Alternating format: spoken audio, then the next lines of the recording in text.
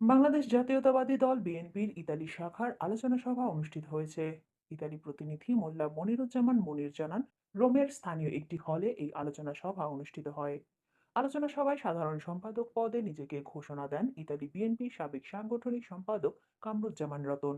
এ সময় রোম ছাড়াও ইতালির বিভিন্ন শহর থেকে আগত বিপুল সংখ্যক নেতাকর্মীদের উপস্থিতিতে অনুষ্ঠান স্থল স্লোগানে স্লোগানে মুখরিত হয়ে ওঠে। নেতাকর্মীরা বলেন, কামরুজ্জামান রতনের কোনো বিকল্প নেই। তিনি বিগত দিনে দলের জন্য নিঃস্বার্থভাবে কাজ করেছেন, কখনো কোনো পক্ষপাত দৃষ্ট রাজনীতিতে জড়াননি।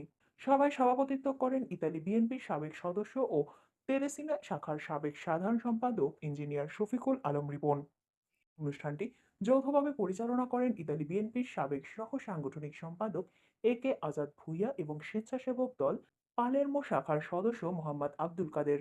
অনুষ্ঠানে বক্তব্য রাখেন ইতালি বিএনপির সাবেক সভাপতি তাইফুর রহমান ছোটন, সদ্য সাবেক ভারপ্রাপ্ত সভাপতি আমিনুর রহমান সালাম, সহসভাপতি জহিরুল আলম ও মইনুল আলম খোকন, নারী নেত্রী লাইলা শাহ, যুগ্ম সাধারণ সম্পাদক জুয়েল আহমেদ, সাংগঠনিক সম্পাদক আব্দুল মান্নান হীরা, রোম মহানগর বিএনপির সাবেক সাধারণ সম্পাদক আমির হোসেন মোল্লা, স্বেচ্ছাসেবক দল ইতালি দক্ষিণের আহ্বায়ক মোহাম্মদ আয়ুব আলী সহ বিএনপির অঙ্গ ও সহযোগী সংগঠনের রোম সহ বিভিন্ন শহর থেকে আগত নেতৃবৃন্দগণ।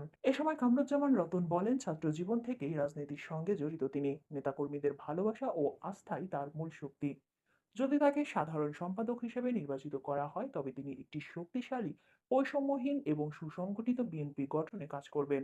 যদি নির্বাচিত নাও হন, তবুও নির্বাচিত নেতৃত্বের পাশে থেকে দলের স্বার্থে কাজ করে যাবেন বলেও আশাবাদ ব্যক্ত করেন।